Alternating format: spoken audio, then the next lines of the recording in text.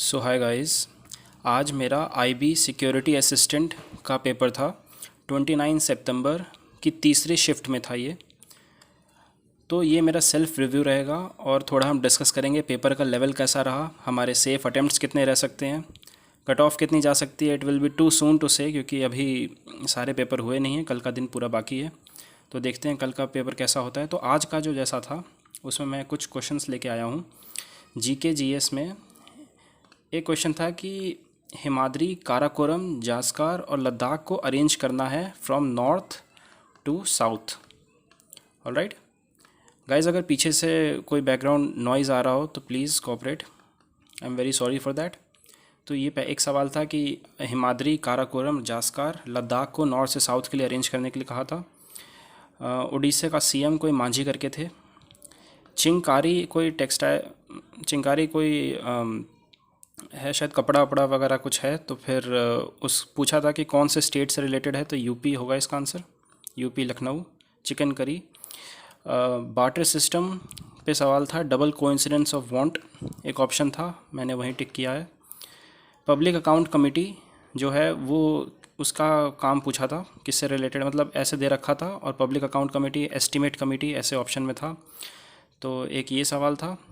सवाल क्या था वो मुझे एग्जैक्टली तो याद नहीं, लेकिन कुछ ऐसा पूछा था कि पार्लियामेंट्री कमेटी जो है वो कैग के रिपोर्ट में या पार्लियामेंट के रिपोर्ट, ऐसा करके कुछ क्वेश्चन था।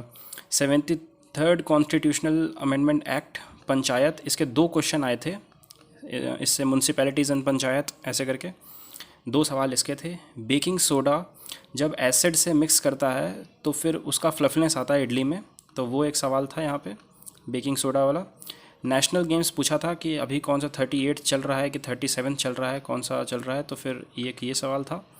उत्तराखंड गेम्स में चैम्पियन स्टेट कौन सा बना है, वो शायद उत्तराखंड गेम्स था, डल झील इसके आसपास ऐसे करके वो सवाल था।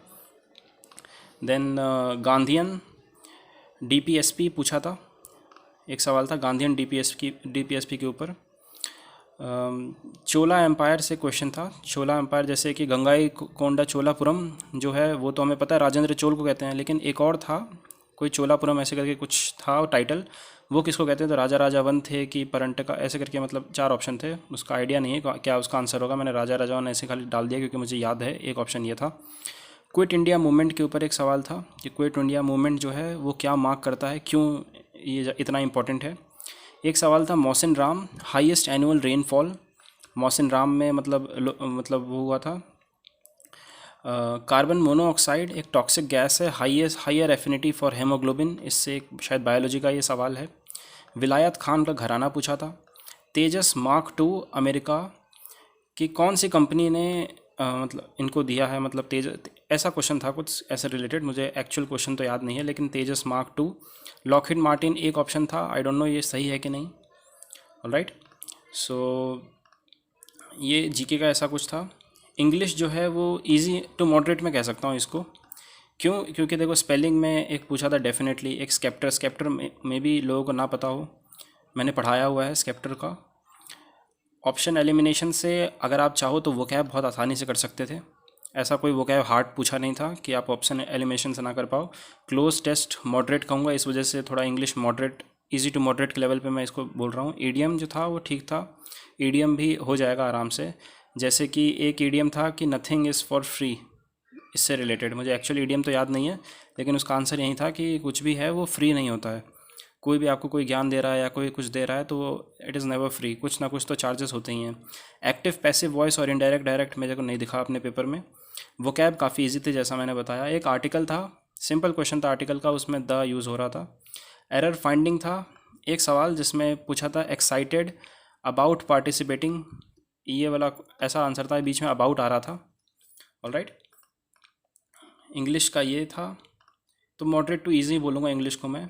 मैथमेटिक्स भी मॉडरेट टू इजी बोलूँगा, लेकिन थोड़ी सी कैलकुलेटिव थी मैथमेटिक्स। जैसे ये तीन सवाल थे, ये काफ़ी कैलकुलेटिव थे, ये मुझे याद है एक्चुअल सवाल, ये मेरे से सवाल हुए नहीं थे। जैसे कौन है और कौन का डायमीटर दे रखा था, तो रेडियस उसका 69, 138 डायमीटर दे रखा था, और इसका हाइट 260, तो ये हो जाएगा 269। और फिर हमसे टोटल सरफेस एरिया पूछा था, तो ये थोड़ा कैलकुलेटिव सवाल था उस समय। ये 269 आ नहीं रहा था मेरा, पता नहीं क्यों, तो मैं यहाँ पर 261 को लेके और सॉल्व करने की कोशिश कर रहा था, लेकिन मेरा एक्चुअल आंसर तो इसमें आया नहीं।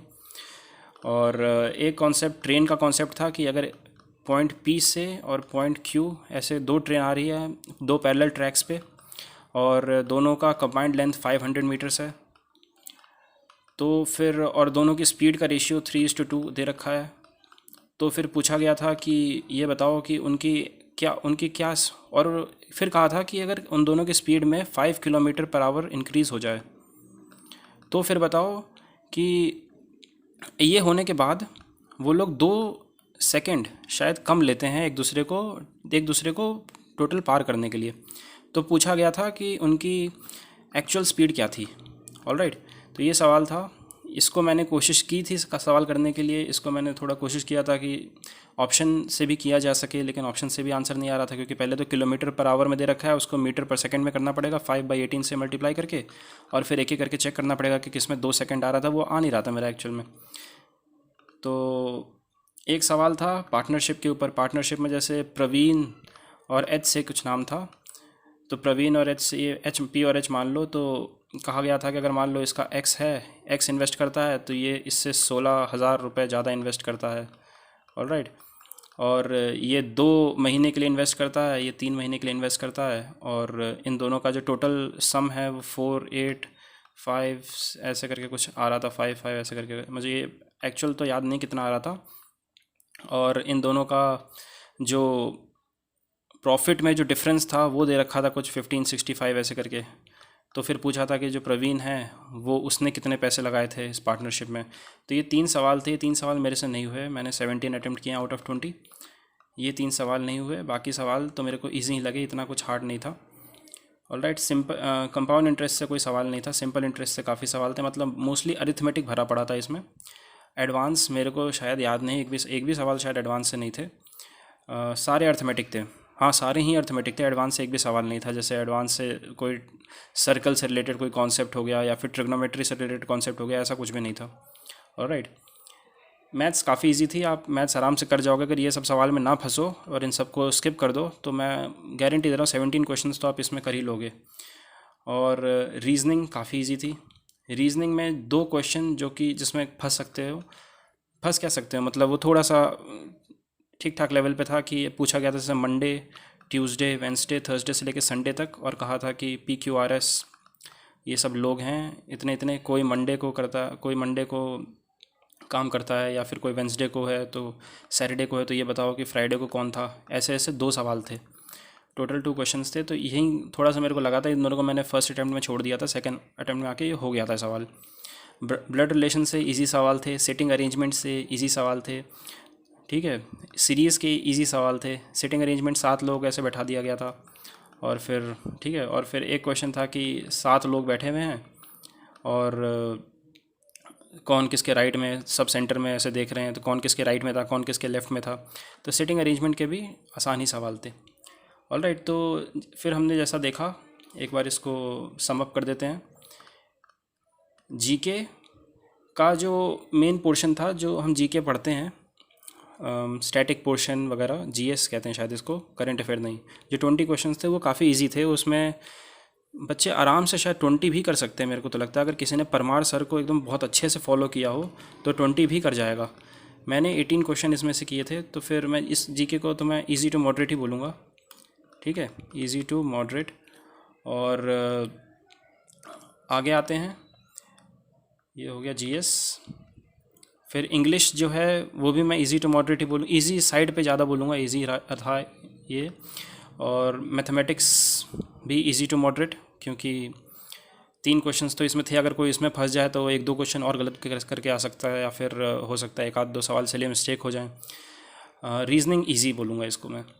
मेरे अब ओवरऑल अटैम्प्ट्स अगर देखे जाएँ तो फिर करंट अफेयर्स मैंने 6 अटैम्प्ट किए हैं, रीजनिंग 20 में 20 किया अटैम्प्ट, मैथ्स में 17 अटैम्प्ट किए आउट ऑफ 20, इंग्लिश में 20 अटैम्प्ट किए हैं, जीके में 18 अटैम्प्ट किए आउट ऑफ 20।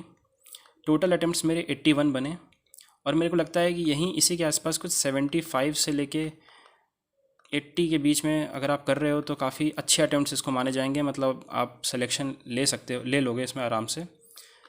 IB ACIO से अगर मैं इस एग्ज़ाम को कंपेयर करूं तो ये उससे तो काफ़ी इजी था ये एग्ज़ाम। IB ACIO के जो GS और GK लेवल थे वो काफ़ी अच्छे थे।